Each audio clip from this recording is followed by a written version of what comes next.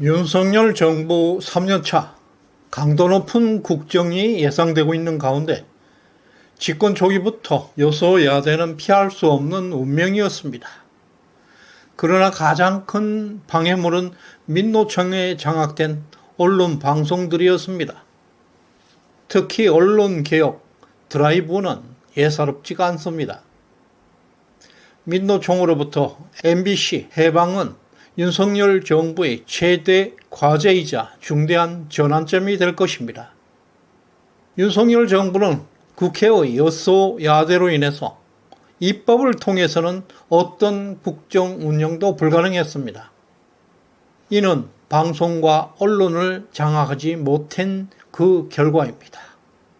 특히 극좌 언론 MBC는 시청률이 가장 높습니다. 대한민국 여론 형성에 막대한 영향을 미치고 있습니다. 윤석열 정부 국정을 사사건건 방해해 왔습니다. 지금도 윤석열 대통령의 지지율 하락에 큰 영향을 주고 있습니다. MBC 정상화는 극좌 뉴스에서 해방된다는 것을 의미합니다. 뿐만 아니라 보수 언론이라는 조중동 역시 윤석열 대통령에게 매우 비판적입니다. 이제 윤석열 정부도 칼을 뽑고 있습니다.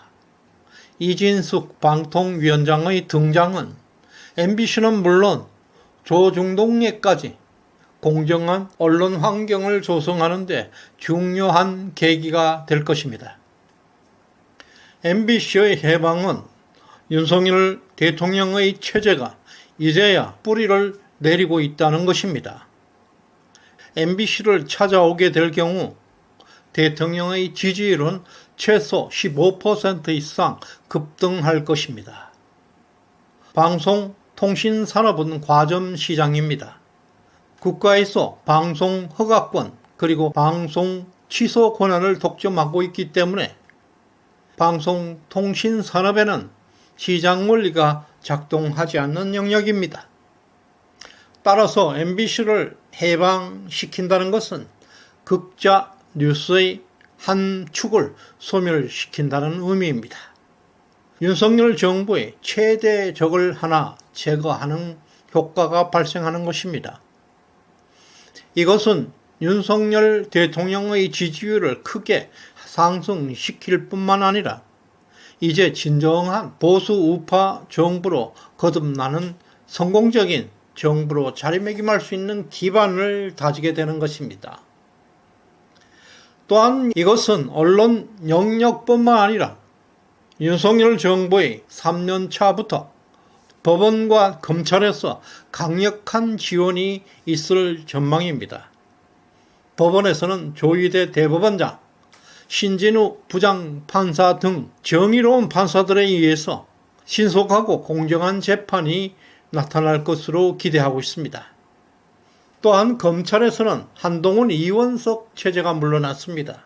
이제 박재성, 이창수 체제로 전환되면서 문재인, 이재명 등 부정부패 사건들, 권력형 부패 사건들의 성역 없는 정의의 칼을 빼들고 있습니다. 윤석열 대통령은 사법고시 구수만에 합격한 대기 만성형이었습니다. 그러나 정치에 입문한 지 불과 10개월 만에 대통령이 되었습니다. 법원과 검찰 그리고 언론 등지에서 속속 지원군이 등장하고 있다는 것은 이제 대기만성에서 만성의 시간을 보내고 있습니다. 이들의 존재, 윤석열 정부가 강력한 개혁을 지속할 수 있게 만드는 든든한 버팀목이 되고 있습니다. 특히 이진숙 방통위원장은 MBC 정상화의 핵심 인물이 되고 있습니다. 지난 청문회에서 수십 명의 악당들을 물리치는 것을 우리는 똑똑히 보았습니다. 유례없는 3일간의 인신모독에도 전혀 흔들리지 않았습니다. 강력한 카리스마 그리고 리더십까지 보여주었습니다. 이진숙 위원장은 극좌 언론노조에 장악되어버린 MBC를 구출하는 데 최적임자로 평가받고 있습니다. MBC 해방, 그리고 언론 개혁까지 이진숙은 상징적 인물로 남아 있을 것입니다. 그리고 오늘 윤석열 정부는 중요한 시사점을 주고 있는 인사를 단행했습니다. 바로 김문수 고용노동부 장관입니다. 김문수 장관은 최강골 보수 전사에 속합니다. 이런 강골 인물을 핵심 전선에 발탁하는 것으로 볼 때 윤석열 2기 정부는 강력한 보수 우파 정부를 선언하고 있는 것입니다. 국회가 192대 108로 민주당에 일방적으로 장악된 상황에서 더 이상 물러설 수 없는 상황에 봉착하고 있습니다. 협치, 협상으로는 문제를 해결할 수 없음을 대통령은 인식하고 있습니다. 지금 민주당 국회는 주인과 노예의 도둑을 주장하고 있습니다. 윤석열 대통령께서는 이러한 한계를 인식하고 강력한 지도력을 통한 정면 돌파를 선택한 것으로 보입니다. 어떤 희생을 치르더라도 민노총 산하 언론노조 카르텔을 해체함으로써 국가와 정부는 거짓과 선동에 벗어나야 한다는 강력한 사명감을 실천하고 있습니다. 김문수 장관, 이진숙 위원장의 임명은 이런 윤석열 정부의 정면 돌파 의지를 보여주는 강력한 신호입니다. 지금부터는 협상은 없습니다. 오직 진격만 있을 뿐입니다. MBC 해방은 만만치 않을 것입니다. 엄청난 저항, 윤석열 정부를 전복하겠다는 폭력도 등장할 것이라 예상되고 있습니다. 이에 철저하게 대비해야 합니다. 윤석열 대통령은 이진숙, 김문수 카드를 꺼냈습니다. 보수의 최강 카드를 준비한 것입니다. 지금부터 MBC 해방에 우리는 총체적 힘을 모아야 할 시점입니다. 반드시 이 전쟁은 이겨야 합니다. MBC 정상화에 성공하게 될 경우에 윤석열 대통령의 지지율은 폭등으로 이어지게 될 것입니다. 대통령의 지지율 폭등은 내년 4월에 실시되고 있는 약 30석이 걸려있는 보궐선거에서 압승을 가져오게 될 것입니다. 이번 MBC 전쟁에서 승리하면 윤석열 정부는 탄탄대로를 달리게 될 것입니다.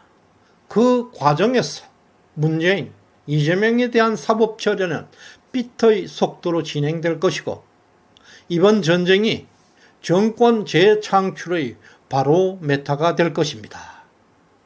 지금부터 우리 윤석열 대통령을 중심으로 똘똘 뭉쳐야 합니다. 윤석열 정부는 국회 입법으로 할 수 있는 것은 아무것도 없습니다. 역대급 가장 작은 정부가 되고 있습니다. 대한민국은 우연치 않게 신자유주의가 뿌리를 내리고 있습니다. 그 결과 한국 경제는 폭풍 질주하게 될 것입니다. 이미 수출이 폭발하고 있습니다. 성장과 고용지표가 기대 이상으로 높게 나오고 있습니다. 국민 개개인까지 체감하기까지는 아직 시간이 더 걸리겠지만 세계에서는 대처리즘, 레이건로믹스에 버금가는 한국의 성장에 주목하고 있습니다. 국내 언론에서만 전혀 다루지는 않고 있지만 이미 유수의 세계 경제 전문가들은 한국의 성장을 상식으로 받아들이고 있습니다. 윤석열 대통령은 기대와 달리 역대급 보수주의 가치를 추구하고 있습니다. 이것은 대한민국의 미래를 밝히는 확실한 원동력이 되고 있습니다. 이제 윤석열 정부 3년 차에서 국회만 제외하고 법원, 언론, 그리고 노동 분야 모든 분야에서 거대한 변화의 물결이 일어나고 있습니다. 국회 입법 독재를 물리치려는 자발적 저항 운동이 일어나고 있습니다. 우선 MBC와의 전쟁은 만만치 않을 것입니다. 강력한 폭력까지 예상되고 있습니다. 대한민국의 운명이 걸린 한판의 전쟁입니다. 그러나 반드시 우리가 승리할 수밖에 없습니다. 왜냐하면 불법과 법치의 전쟁은 언제나 법치가 승리해 왔기 때문입니다. 특히 이번 전쟁에서는 자기 정권을 이끌어갈 영웅의 탄생을 보게 될 것입니다. 바로 그 영웅이 차기 대선에서 승리하게 될 것입니다. 머지않아 문재인, 이재명의 사법 처리는 삐또의 속도로 진행될 것이고 이번 전쟁이 정권 재창출의 바로 메타가 되고 있습니다. 그 어느 때보다 보수 우파의 강력한 힘을 보여주어야 하는 시점에 서 있습니다. 시정연에 후원해 주신 한순실님, 덕자님 진심으로 감사드립니다. 구독과 좋아요 꼭 눌러주시길 바랍니다. 고맙습니다.